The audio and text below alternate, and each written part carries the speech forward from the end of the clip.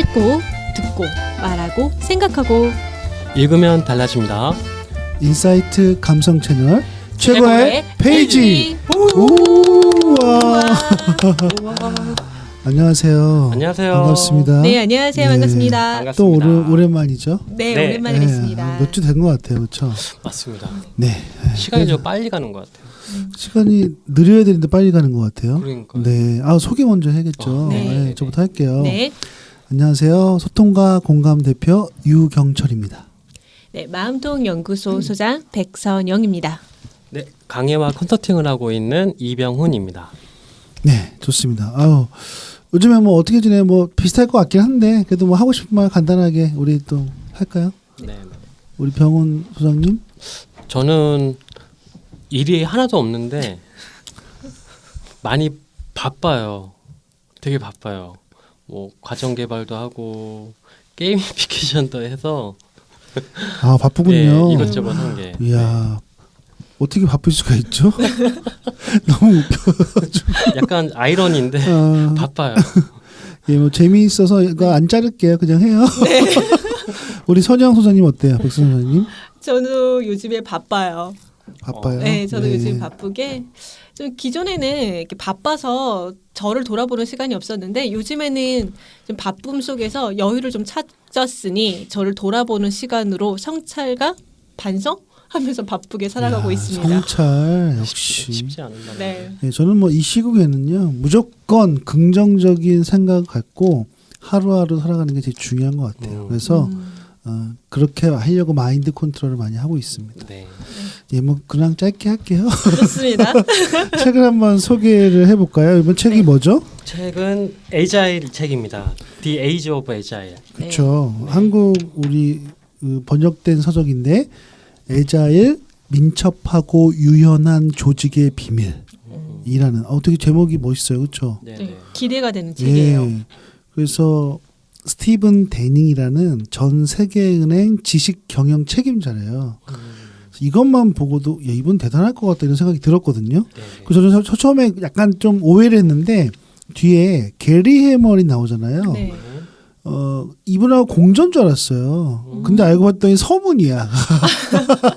뭐 게리 해머는 아다시피 뭐 전 세계적으로 유명한 경영의 구루 중에 한 분이잖아요. 그렇죠. 그래서 이분이 쓴 거면 조금 믿을만한데 했는데 나중에 약간 트릭인 것 같아요. 보통 서문을 이렇게 앞에 쓰지 않거든요. 네. 그래서 보통 밑에 쓰거나 아니면 뭐 이렇게 그냥 표지 광고처럼 쓰는데 이렇게 오해를 하게 만들어서 구매를 하게 만드는 아주 영민한, 기민한 출판사인 것 같아요.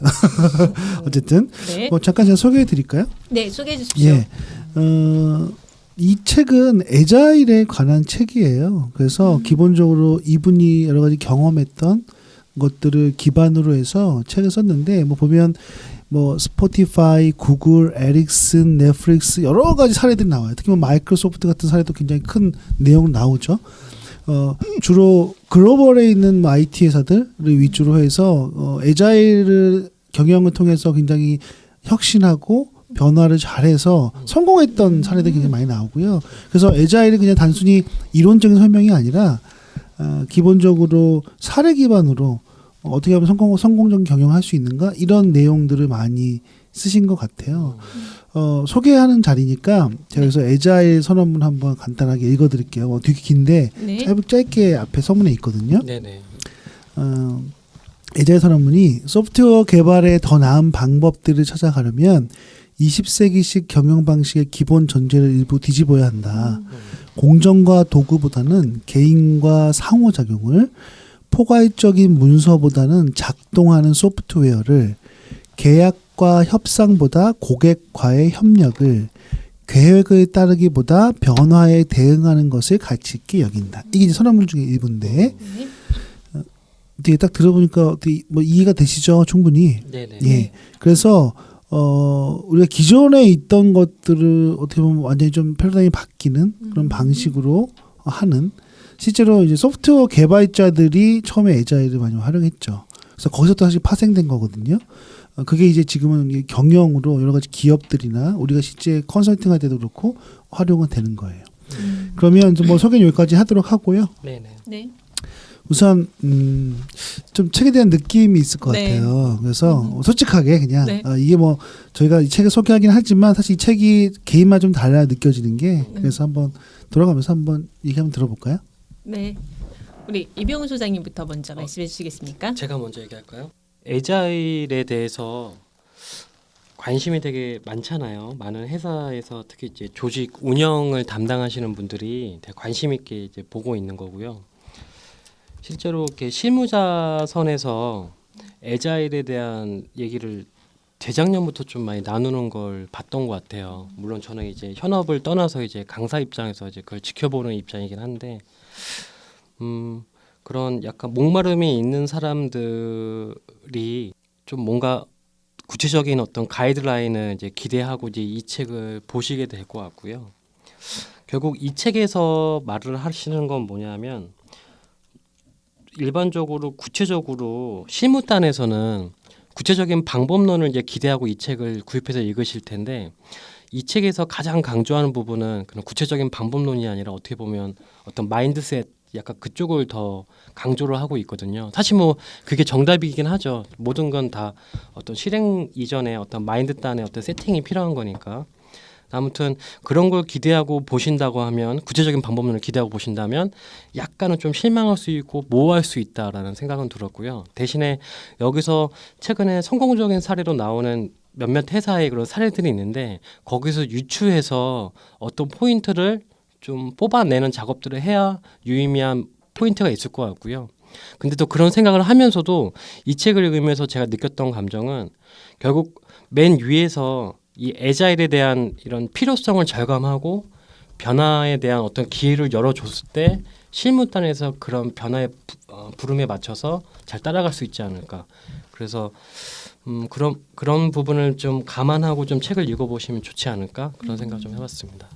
네, 좋습니다. 네. 저는 이 책이 이병훈 소장님 말씀해준 것처럼 기업이 미래에 어떻게 살아남을 수 있을까에 대한 고민을 하고 있을 때 해결책으로 제시할 수 있는 애자일 방식을 이야기하고 있다고 바라보고 있는데 애자일에서 이런 말을 하잖아요.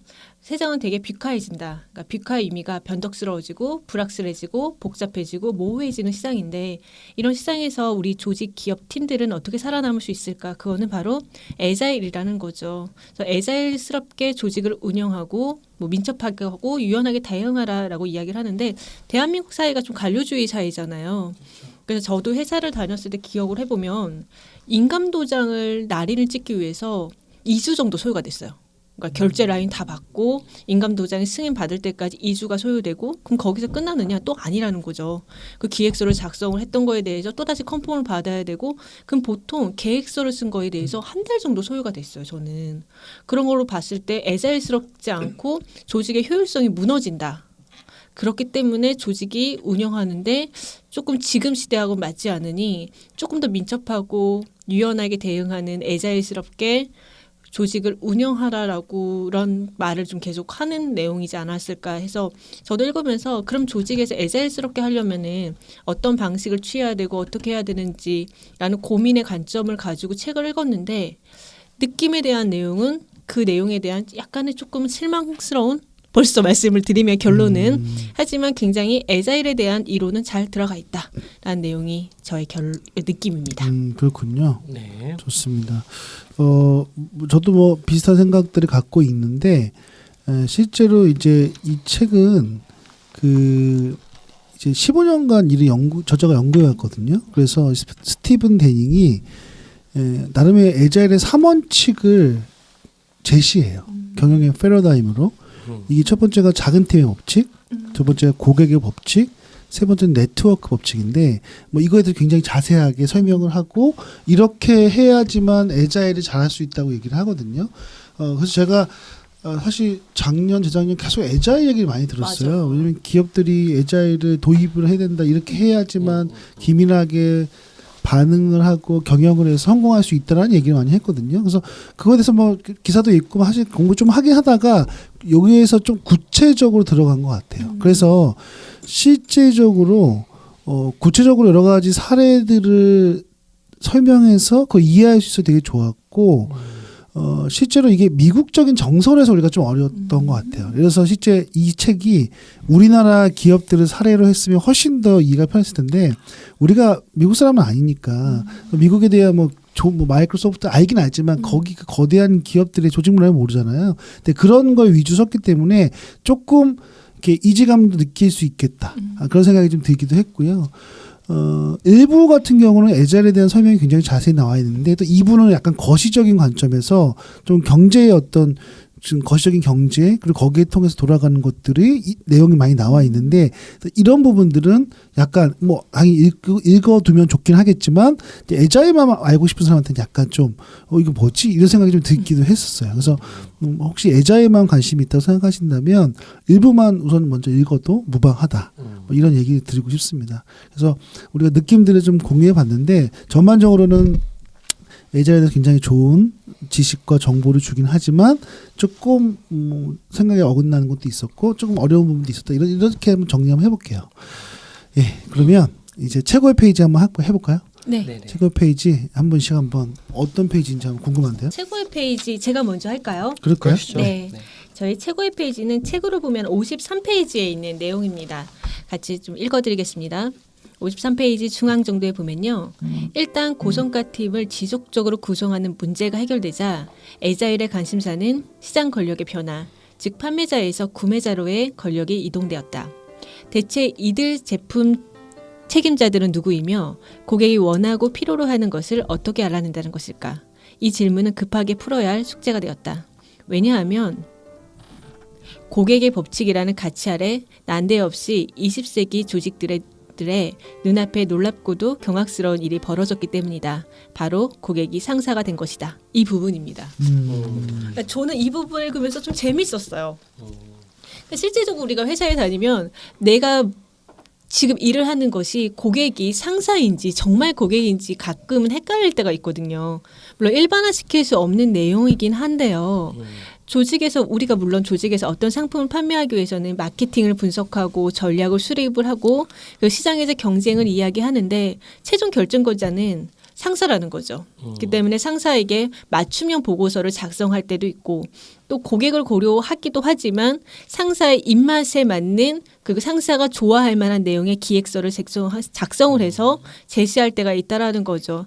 그러니까 과거에 저도 회사를 다닐 때 보면 되게 심플한 이론은 체육대회 같은 무엇인가의 그런 기획서를 작성을 할 때 우리 직원들이 좋아하는 체육대회를 만들 것이냐 아니면은 우리 상사님이 좋아하는 수락산을 가는 뭐 체육대회를 열 것이냐라고 했을 때 직원들이 원하는 것보단 상사가 원하는 것을 더 가치를 두고 무엇인가를 기획을 했다라는 거죠. 그래서 이런 부분에 있어서 내가 생각해야 되는 고객이 누구인가 조직 내의 상사인가 진짜 고객인가에 대한 관점을 바라보면서 덧붙여서 이런 저희 산업 강사이기 때문에 산업 강사에게 조금 더 의미를 들어간다면 우리의 고객은 누구인가라는 생각을 한번 해봤어요. 누구죠? 누굴까요? 누굴까요? 우리 업에요? 우리 업의 고객은 진짜 누굴까라고 하면 첫 번째 교육생일까? 두 번째 교육을 담당해주는 교육 담당자인가? 그렇죠. 세 번째 컨설팅사일까? 어렵다. 그러면 우리가 가끔 강의 갔을 때 이럴 때 있잖아요. 딱 갔는데 교육생들이 이건 우리의 니즈가 아니에요라고 말할 때가 간혹 있잖아요. 그러면 교육 담당자가 원했던 니즈에 맞춰서 계속 8시간 뭐 1박 2일을 끌고 가야 될 것인가 아니면 조금 내용을 변경을 해서 교육생에 맞춰야 되는 것인가 또 아니면 컨설팅사의 의도대로 가야 되는 것인가 이런 가끔은 혼란과 갈등이 생길 때가 있다는 거죠. 근데 여기서 말하는 정말 우리에게 고객은 누구인가 한번 되짚어보고 생각해봤어요. 어차피 백강사님 말씀을 꺼내셨으니까 약간 첨언을 드리면 네. 우리 강사 시장을 얘기하셨던 것 같아요 방금. 근데 맞아요. 저도 이제 주워 들은 얘기인데 강사업에도 1세대 분들이 계셨다고 했잖아요. 네. 그때는 사실 강사들이 거의 한국에 많지 않았고 니즈는 조금씩 늘어나고 있는 상태였기 때문에 뭐 이렇게 일본에 있는 선진된 방법들을 많이 차용해서 이렇게 딜리버리하는 수준이었는데 뭐 워낙 강사의 숫자가 적었으니까 뭐 회사에서 차를 보내서 뭐 모셔다 오고 하는 그런 시장이 있었대요. 그게 지금 이 책에서 말하는 기존의 그 판매자 중심의 권력이었다면 그 강사들의 숫자가 점점 늘어나면서 어떻게 보면 판매하는 사람들이 점점 늘어나게 되는 거잖아요. 그러면서 주도권이 이제 고객 쪽으로 넘어가게 된 거고 예전에는 사실 강사에 대한 정보를 공유하는 시스템보다는 강사가 워낙 숫자가 적었기 때문에 좋든 나쁘든 우선 우리 이 시간 이 날짜에 강의가 되세요? 뭐 이렇게 모셔갔다면 지금 강사들이 너무 많고 교육 담당자들 그러니까 구매하는 사람들 입장에서도 정보를 서로 교환하면서 이 강사 되게 좋아. 저 강사 좀 별로야. 저 프로그램 별로야. 뭐 이런 식의 정보를 교환하면서 점차 이 시장의 권력이 판매자에서 구매자로 넘어가게 되는 거죠. 약간 그런 변화가 있었고 강사 시장은 어떻게 보면 이제 거의 성숙기를 지나서 저는 약간 성숙기를 지났다라는 생각을 하거든요. 지금 약간 이 책에서는 이제 그런 부분을 얘기하고 계신 것 같아요. 맞아요. 그럼 진짜 고객은 그래서 진짜 고객은 어디예요? 우리요? 네, 네. 이병훈 소장님께 생각하시는 교육생이에요? 교육생입니까? 담당자? 담당자입니까? 컨설팅자 아니면 모두 다입니까? 제 생각에는 다죠. 특히 SNS를 하는 사람들은 답니다. 뭐 어떤 교육 담당자가 네. 평가를 해서 올려거나 아니면 같은 강사인데도 이 사람을 좀 칭찬하는 글을 올린다거나 하면은 그게 결국 일반 구매자들이 그런 정보를 확인하고 이 강사를 쓸지 말지를 판단하게 되잖아요. 그래서 저도 생각이 들어요. 그러니까 우리가 고객을 그러니까 명확하게 찾는 게 굉장히 중요한데 사실 요즘 같은 시대에는 고객이 딱 타겟팅하기 어려운 것도 있다. 그래서 정말 다 잘해야 된다는 거죠. 누구한테만 더 잘하고 잘 찾아서 가는 것보다는 사실 전반적으로 다 잘 되어 있어야 그 상품이 잘 팔리거나 뭐 사람이 잘 되거나 뭐 우리 같은 경우에는 뭐 더 강의를 많이 할 수 있는 기회가 그렇죠, 생기는 거지 않을까 하는 생각이 들어요. 여기서 말씀하신 정말 우리 세대는 뷰카의 시대라는 게 맞네요. 더 복잡해지고 변덕스러워지고 그렇죠. 모호해지는 불확실한 시대. 맞아요. 예측이 힘들어요. 좋습니다. 우리 병훈 소장님. 네, 저도 했는데요. 저는 61페이지 했습니다. 아까 초반에 말씀드렸던 내용이랑 조금 겹치는 것 같은데 우선 제가 지금 밑줄 그은 내용을 한번 읽어드릴게요. 궁극적으로 애자일은 사고 방식이 다른 세상을 이해하고 그 세상과 교류하는 것을 의미한다.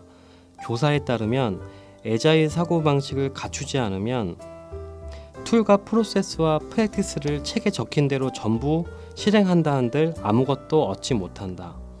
반대로 조직원들이 애자일 사고 방식을 갖추게 된다면 무슨 툴과 프로세스와 프로세스를 사용하는지는 그다지 중요하지 않게 된다. 결국 사고 방식이 일을 성사시키는 핵심이다. 결국 애자일은 사고 방식이다라는 얘기를 합니다. 뭐 이 책에서 계속 이거에 대한 추가적인 설명이 뒤에 나오고 있는데 저도 많이 동의를 하고 있는 부분이에요. 지금 미국 쪽 샌프란시스코 쪽에서 약간 애자일이라는 개념을 먼저 선점해가지고 뭐 스탠포드 대학교나 이런 쪽에서 이거를 이제 학문적으로 이제 개발하려는 움직임이 있고 이거를 이제 산업 쪽에서 이걸 받아서 어떻게든 본인 조직에 적용을 하려고 하는 노력을 하고 있는 중간 과정이라고 봤을 때 사실 애자일이라는 개념이 갑자기 나타난 개념이 아니라 과거에 일본에서 했던 그런 뭐 소품종으로 이렇게 주문 생산했던 것들, 린 방식, 뭐 그런 것들, 그런 린 거죠. 네. 다양한 그런 네. 것들이 이미 그런 아이디어가 섞여서 이런 애자일이라는 방법론이 만들어졌다는 생각을 하거든요. 그래서 그런 방법론이 애자일 방법은 뭐 5가지 프로세스를 가야만 해. 이거를 강조하는 건 사실 의미가 없는 것 같고요. 어떤 산업이 됐든 아니면 어떤 그 회사가 판매하는 아이템에 맞춰서 이 애자일이라는 프로세스를 자기네 환경에 맞게끔 변형하는 그런 노련미가 되게 필요할 것 같다. 그래서 어떻게 보면 아무리 지금 서점에서 애자일과 관련된 책을 찾아봐도 애자일이 무엇이다라고 강력하게 주장하는 내용들은 찾을 수가 없는 것 같아요. 왜냐하면 기존의 다양한 좋은 방법들, 현재 변화하고 있는 트렌드에 맞춘 그런 방법들이 섞인 사고 방식으로 저는 보여지기 때문에 오히려 그렇게 접근하는 게 좋을 것 같고요. 그래서 정리하면 그런 프로세스나 방법이 중요한 게 아니라 애자일이 추구하고자 하는 방향성의 문제에 대한 것들을 조직 내에서 전파하고 공유해서 그 방향성으로 나아가려고 해야 성공할 수 있지 않을까 생각을 해봤습니다. 좋은 얘기 하셨네요. 저희가 뭐 지금 이 최고의 페이지를 하고 있는데 제가 이제 제 걸 하기 전에 제가 에자일을 예스입사에서 검색했거든요. 네. 에자일 제목이 들어간, 그러니까 에자일이라는 말이 들어간 게 3,000개 나오거든요. 3,000개. 이게 꼭 3,000권은 아니겠지만, 네네. 어쨌든간에 대부분 책 거의 책이에요. 그러면 에자일과 관련된 책이 이렇게 많이 나왔는데, 그렇죠? 그만큼 관심이 많다는 얘기잖아요. 네네네. 예, 그리고 이 책은 그 에자일 중에서 3등이네요. 3,000권 중에서 세 번째로 많이 팔렸나 봐요. 지수 높은 거니까. 어쨌든 뭐 참고로 저도 하겠습니다. 제가 뭐 대부분 다 앞에 페이지로 좀 했네요.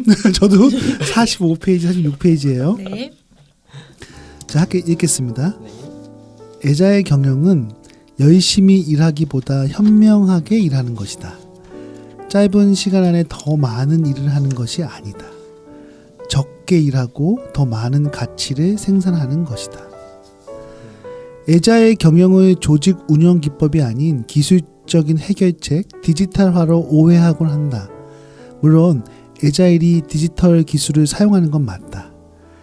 그러면 즉각적이고 비마찰적이고 친밀한 가치를 규모에 맞게 제공하는 것이 쉬워진다. 하지만 그런 변화를 주도하는 핵심은 에자일 경영법이다. 여기까지입니다. 저도 뭐 구체적인 걸 설명하기보다는 어떻게 보면 에자일 경영에 대한 중요성을 좀 설명하는 구조를 이제 뽑아봤는데, 실제 에자일은요, 왜 에자일을 할까요? 예, 기본적으로 생산성이 높아지기 때문에 그래요. 적게 일하고 많은 가치를 생산할 수 있기 때문에 우리가 에자일 경영을 하는 거거든요. 사람들이 이제 오해하는 게 뭐냐면, 처음에 에자일을 한 것은 이제 소프트웨어 개발자들이 주로 많이 했죠. 그래서 만약에 프로그램 개발 같은 거 할 때 어떻게 해요? 혼자 하기도 하지만 같이 하기도 하죠. 그랬을 때 사람들이 모이면 어떻게 해요? 모였을 때 우리가 이걸 굉장히 어떻게 해요? 구조 자체가 수평적이면서 서로 교환을 하는 거죠. 그래서 어떻게 해요? 고객이 원하면 원하는 것들을 직접 받아서 그걸 즉석에서 대화하면서 서로 팀워크를 발휘해서 어떤 작품을 만들어내는 거예요. 그게 우리가 기존에 위에서 시키면 계속 내려와서 수평적으로 수직적으로 내려가는 일이 시간이 많이 걸리고 생산성이 떨어지기 때문에 그렇죠. 그렇게 계속 일을 하다 보니까 계속 생산성이 높은 거잖아요. 근데 그런 기법들을 기본적으로 경영을 할 때도 마찬가지라는 거죠. 사실 제가 일을 할 때 옛날 예전에 보면 우리가 TF 많이 했죠. 네, 그렇죠. TF를 뭐 무슨 일이 생기면 TF 만들어서 사실 그것도 어떻게 보면 에자일이거든요. 그런 것 중에 하나인데 뭔가 일이 생기면 뭔가 그룹을 만들어. 근데 이 에자일은 조금 더 네트워크가 좀 더 복잡해요. 그러니까 이거 하다가 정말 바로 필요할 때 바로 적용하고 바로 가까이 가고 또 같이 협업하고 이런 것들이 계속 이루어지면서 생산성도 높아지고 성과도 나고 그것이 폭발적으로 조직 문화가 되었을 때 굉장히 큰 성과를 낸다는 거죠. 그게 이제 여러 가지 뭐 마이크로소프트나 스포티파이나 사례들이 많이 나와 있어요. 실제 그들이 변화하는 어떤 과정 그리고 에자일 경영을 통해서 그들이 성장했던 모습들이 굉장히 다양한 사례가 나와 있죠. 그래서 저는 사람들이 에자일 하는데 그 테크니컬한 기술도 중요하겠지만 더 중요한 건 에자일 경영을 왜 해야 되는지 그게 왜 우리에게 필요한지 그리고 그 마인드가 얼마나 중요한지 그게 되어 있지 않으면 아무리 많은 스킬들을 가져온다 하더라도 결국은 에자일 경영이 이루어지지 않는다는 거죠. 그 부분은 저는 조금 이걸 보면서 이걸 통해서 좀 더 이해를 하고 싶고 또 알려드리고 싶었던 마음이 든 것 같아요.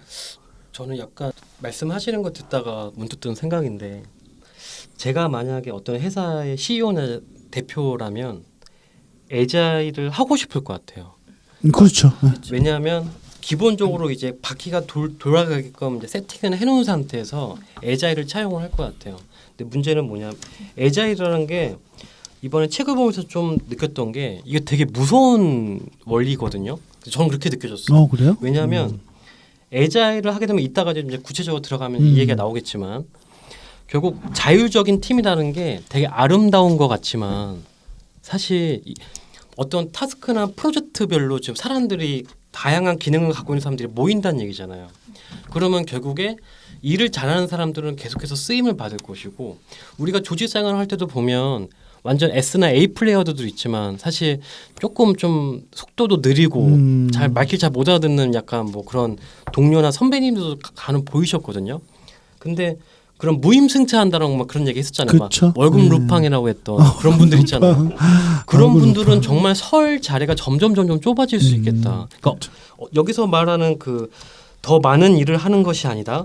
적게 일하고 더 많은 가치를 생산한다고 했는데 여기서 오해하지 말아야 될 게 이 에자일을 공부를 하다 보면 책을 보다 보면 적게 일한다라는 게 n분의 1로 직원이 9 to 6로 딱 그 시간만 일하면 딱 될 수 있는 그 개념이 아니라 사장의 입장에서 적게 일한다는 건 적은 인력을 쓴다는 얘기로 저는 이해가 되거든요.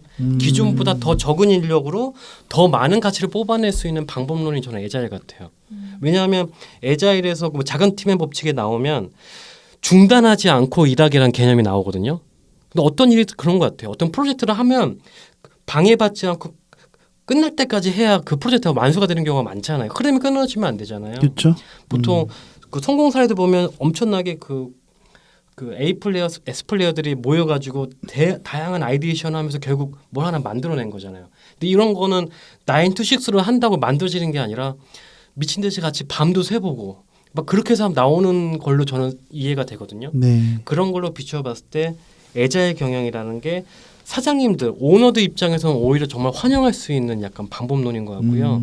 그냥 약간 그냥 제때 월급 나오는 걸 기다리는 그런 마인드의 만약에 조직원들 입장에서는 상당히 살벌한 그렇죠. 이론이 될 수도 예. 있겠다. 그런 생각을 그러니까 해봤어요. 기존의 보수적인 기업 문화, 조직 문화를 가진 회사들은 사실 에자일이 어려워요. 그리고 직원 자체도 그거를 받아들이기 힘들 것 같아요. 맞아요. 하라고 해도 할지도 모르지만 마인드가 안 돼 있기 때문에 왜 그렇게 해야 돼? 기존에 안 했는데 이렇게 생각할 것 기존에 같아요. 그렇게 길들여져 있는 그렇죠. 거예요. 그래서 이제 이 책에도 나와 있지만 기본적으로 리더가 에자일 경영에 대한 마인드가 명확하게 있고 그 마인드 기반하에 경영이 이루어져야지 그냥 좋으니까 해보자 이런 건 아니라는 거죠. 맞아요. 그래서 책에도 이런 말이 있거든요. 사람을 채용할 때부터도 나는 에자일스럽게 사람을 채용하겠다라고 이야기를 하죠.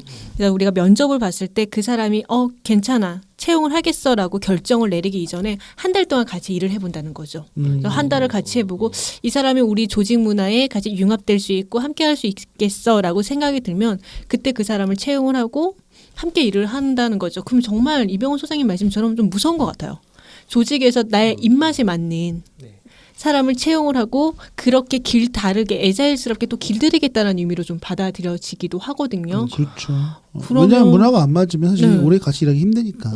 그건 저는 당연히 생각해요. 이거 미국 문화에서는 이게 되게 잘 맞는 것 같아요. 그렇죠. 제가 그 작년에 그 샌프란시스코 실리콘밸리에 구글이랑 아, 직원분들 오. 저는 이제 연수 운영을 갔는데 어쨌든 갔잖아요. 그분이랑 대화를 좀 했었거든요. 네. 사실 그분이 강의하는 걸 들은 건데 강의를 하신 선직 직원분인데 그분이 여성분이셨어요. 한국계 여성분이셨는데 되게 자기 프라이드가 강하시더라고요. 느껴졌어요. 근데 그분이 저한테 뭐라 얘기하셨냐면 이 실리콘밸리에서 한 개의 회사에 3년 이상 근무하면 약간 낮게 보는 약간 그런 문화가 쫙 깔려 있대요. 실리콘밸리 쪽으로. 너무 오래 일하면 안 돼요. 그러니까 하는데? 3년마다 이직을 해야 본인 되는- 커리어를 개발하면서 몸값을 올리는 사람이 정말 능력 있는 사람. 그렇죠. 그러니까 그게 쫙 이건 완전 우리 한국이랑 정반대의 약간 문화잖아요. 그렇죠. 그 문화에서는 에자일이 맞죠. 전투적으로 프로젝트를 해서 성과를 내서 나의 가치를 증명하고 하면 되는데 우리나라는 아직 그 정도의 문화는 아니잖아요. 근데 또 요즘에 MZ세대, Z세대를 보면은 내가 이 회사에서 계속 오래 장기간 근무하겠어라는 생각보다는 한 3년, 5년 커리어를 쌓아서 또 다른 곳을 이직하겠어라는 마인드를 갖추고도 맞아요. 있죠. 네네. 어떻게 보면 에자일이 한국에도 조금씩은 스며들고 있지 않을까라는 생각을 해보는데 어때요?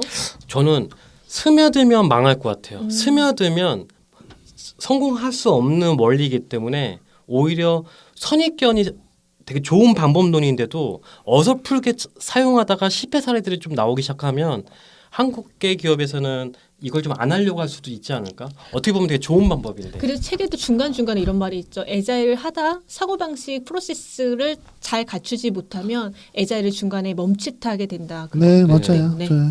또 위험할 수 있다라고 했죠. 알겠습니다. 우리 너무 뜨거워지는데요. 우리 1부 끝났어요 이제. 1부 끝내야 되니까 네네네. 네. 여기서 1부 정리하고 또 좋은 얘기도 이어서 또 하도록 하겠습니다. 그러면 네, 1부 마무리하겠습니다. 네. 읽고 듣고 말하고 생각하고 읽으면 달라집니다. 인사이트 감성 채널 최고의 페이지 2부에 2부에서 만나요.